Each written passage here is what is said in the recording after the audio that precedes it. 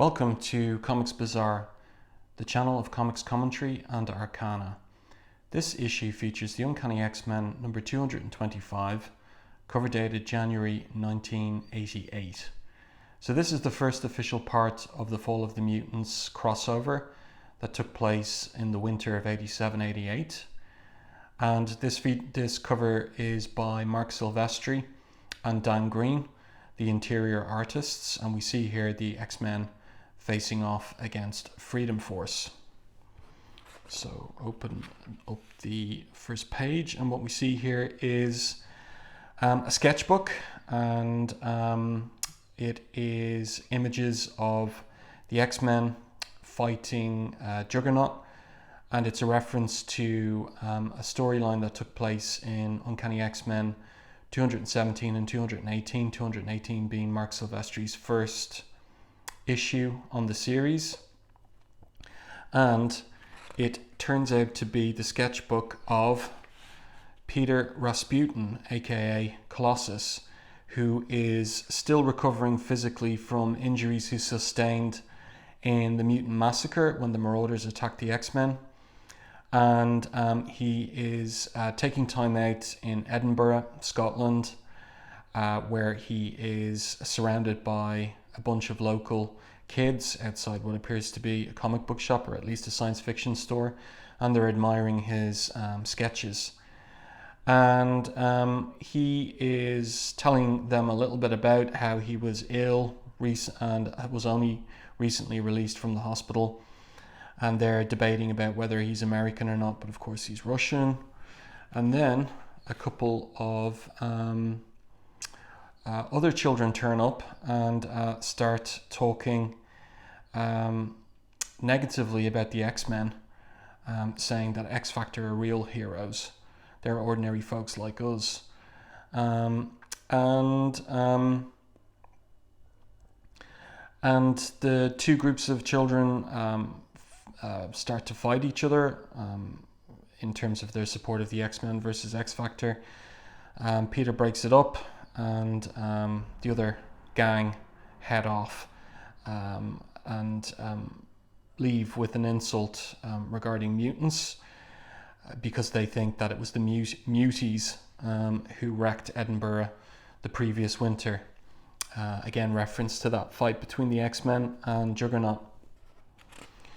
So what happens then is this mysterious woman appears and suggests that she'll read Peter's palm for him, which he agrees to if he'll do a sketch of her. And as she's reading his palm, she says things that she couldn't possibly know. She says that his courage is going to be tested in the past, but never more so than it's about to be, a choice after which nothing will be the same, and on which the fate of everything depends. So when he looks up from sketching her, demanding answers for how she knows what she appears to know, he finds on the wall where she was a chess piece in his own image, in his transformed state as Colossus. And he also discovers that the sketch he made wasn't of the woman as she appeared to him, but of this figure here, who is, to long-time readers of Captain Britain comics, Roma. And also here of note is some graffiti on the wall that they're sitting on, one of which, Or's 100th, seems to indicate the 100th issue, lettered by Tom Orzechowski, the letterer of this issue and long-time letterer on the Uncanny X-Men. And also something else to note, of course, is the color hold used here for representing Colossus sketches. Okay, so over the page, this is quite dense in terms of the storytelling and the amount of panels Silvestri's using here to tell the story. Much different from his later style, when he became influenced by the likes of the successful artists at Marvel in the late 80s, McFarlane, Liefeld, and Jim Lee above all. But at this stage in his career, we're getting quite a lot of panels telling the story, and the story is definitely told. Colossus is surprised by a firecracker that's thrown at him, and it triggers his transformation into his metallic form, which scares the boys who had been friendly with him, and he's left thinking that that all he is in the boys' eyes is a monster. And then our scene shifts to some realm outside of normal time and space, which is the abode of Roma, which has been invaded by the adversary here in the form of Naze. And he has imprisoned Roma, and they talk about what his plan is, her problem with his plan, that he's going to destroy the universe and the order of the universe, and he mocks her regarding the two chess pieces that she had tried to use against him, Storm and Forge. But she thinks to herself, the game is far from over, trickster. There are moves and players you haven't even begun to suspect. The final jest may yet be on you. Then the scene shifts back to Scotland, the Highlands just north of Edinburgh, where there's a wanted poster on the wall for the X-Men. And again, this comes in the aftermath of the X-Men's battle against Juggernaut in Edinburgh the previous winter. Colossus is upset by the poster, by the graffiti, "Muties all die," and he destroys the wall in his rage. But he also decides to make contact with the X-Men.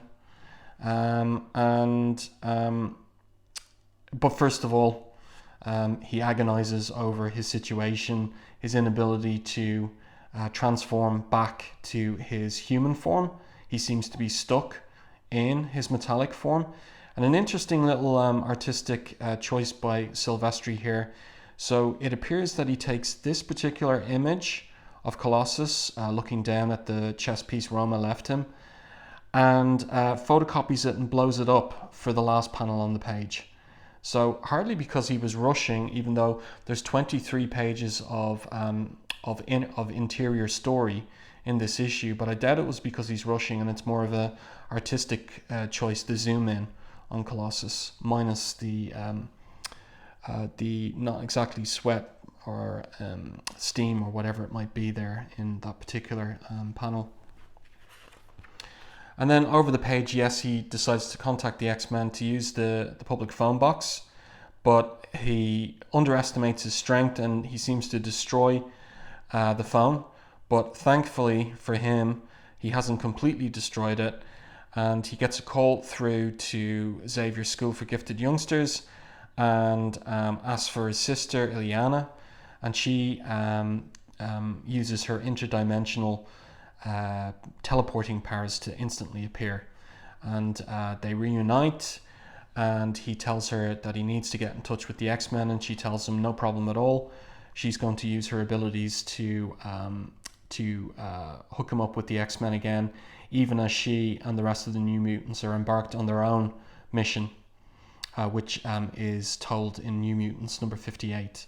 Then our scene shifts to Dallas, the very place that Mystique warned Rogue in the previous issue that the X-Men are going to die there.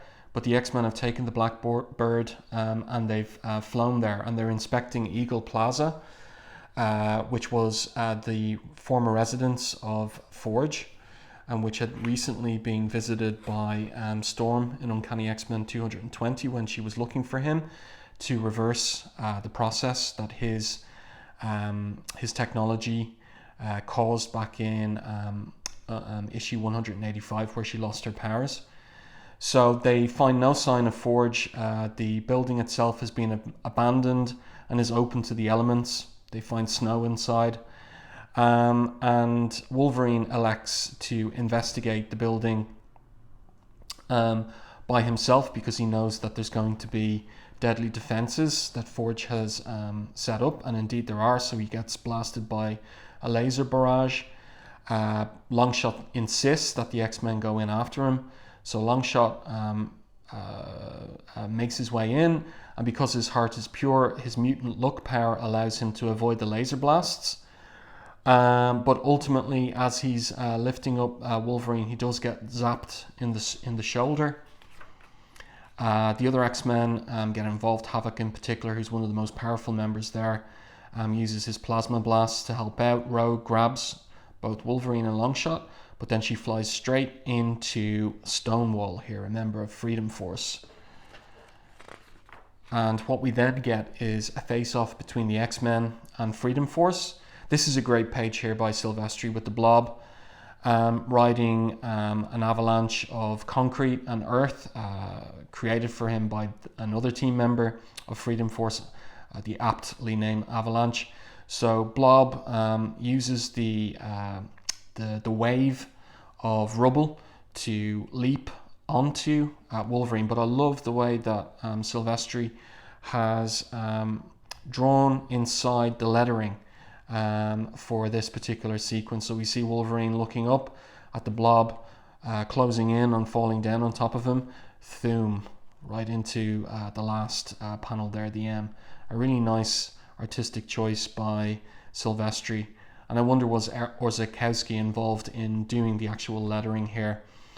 And then we have a bit of conversation between Freedom Force, because Mystique, their leader, appears, and she reminds them that she warned them and warned Rogue specifically not to go to Dallas because of what Destiny foresaw.